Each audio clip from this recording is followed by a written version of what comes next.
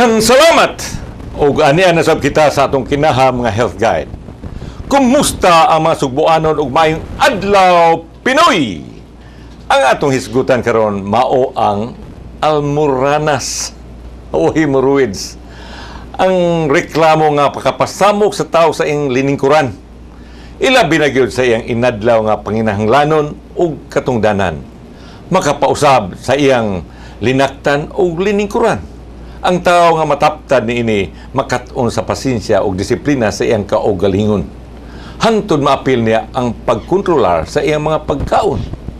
Usahay ang biktima niini magdalag magsulob sa diaper. Kaunta kasagaran ang mabiktima niini mga dagko man untang tao. Ang diaper para man unta kini sa mga bata. Wala gyud pili mababae man o malalaki. Makapaimbaras o makapauwaw pagyud. Ilabinag malapsan, nagpuwang dugo ang pantalon sa lalaki o sinina sa babae.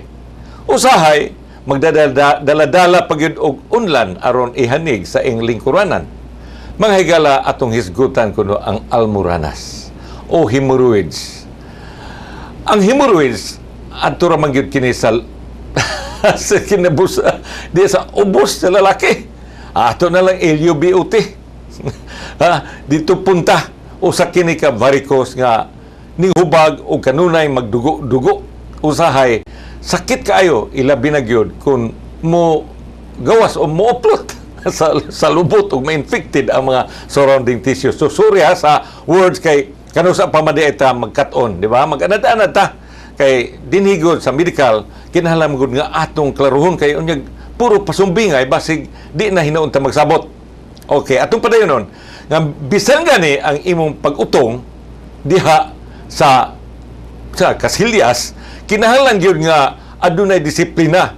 Kinahanglan gyud ang pasensya og eksaktong timing o sa pagkontrolar sa pagpagawa sa inadlaw-adlaw nga paglabay sa imong hugaw.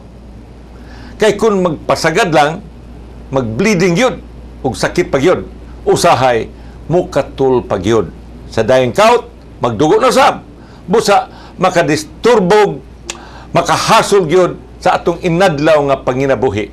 Mugrabe pagyod kini kung dili nato bantayan ang atong mga pagkaon.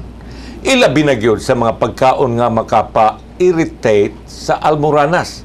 Sama sa sili, sibuyas, luya, ahos, ug upan pang mga spicy foods. Uha nga mga pagkaon. Ang mga ilimnong makahubog o alak o any alcoholic drinks, likayan usab, ingon mga usab ang sigarilyo. Ang common nga hinungdan ini mao ang constipation, nga tungod sa kusog kaayong utong sa pagpagawa sa hugaw, mutaas ang pressure sa rectal o anal veins. Kini mga blood vessels diha. Tungod sa pressure sa inutong, mubuto ang varicose rectal o anal veins. Bleeding dayon. Ang mabdos magka-almoranas usab.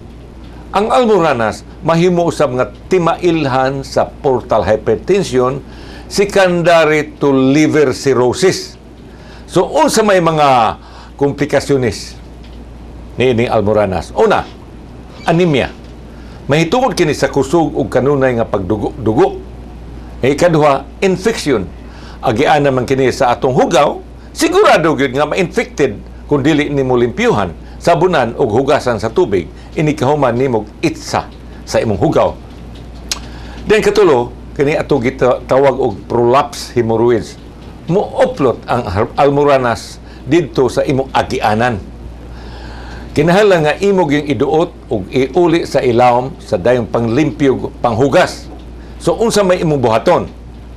Una, konsultaha gyud ang imong doktor. Apply bahin og mga hemorrhoidal ointment o suppositories o tumar bahin og mga tablitas. Ana ay daghan sa butika. Di lang nako i-appeal dinhi kay mura magunta og mag-advertise na, no? Di ta mag-mention adto na lang na inyong butika sa mapananglitan sa ointment o suppository. Then inom og daghang tubig. Eat high fiber food. Regular exercise, hinay-hinay lang og kalma sa sulod dito sa imong toilet. Then ayaw kay kusgag utong kay mabuto unya. Then ihumol ang imong sampot sa inadlong tubig sa planggana mga 10 to 20 minutes kada adlaw. Then doon natin mga unsaon paglikay nato nini. Inom og daghang tubig. Kaon og high fiber diet sama sa cereals, vegetables ug prutas. Then kanunaya gyud ang pag-exercise. Batasana gyud ang pagpangasilyas kada adlaw aron malikayan ang constipation. So dili kita kutob ani ang atong balaanong kasulatan. Magagikan sa libro ni Mateo chapter 17 verse 20. Sultian ko kamo kung may pagtuo kamo nga sama kadako sa liso sa mustasa, makasugo kamo sa bungtod sa pagbalhin ug mobalhin kini pinaagi sa pagtuo walay dili mahimo ninyo. Pagkanindot mga kaigsunan. Diha kita kautubang higala o kini inyo higala Dr. Rafi Tupas Ingracia mo aginod. Apan kanunay gumingon ang lawas ganing mapasagaron mao gid akong sagabal sa pagpalambo sa atong kaugmaon. Maayong adlaw Pinoy ug kumusta ang mapasagar buhong Subuanon sa tibuok kalibutan. Okay.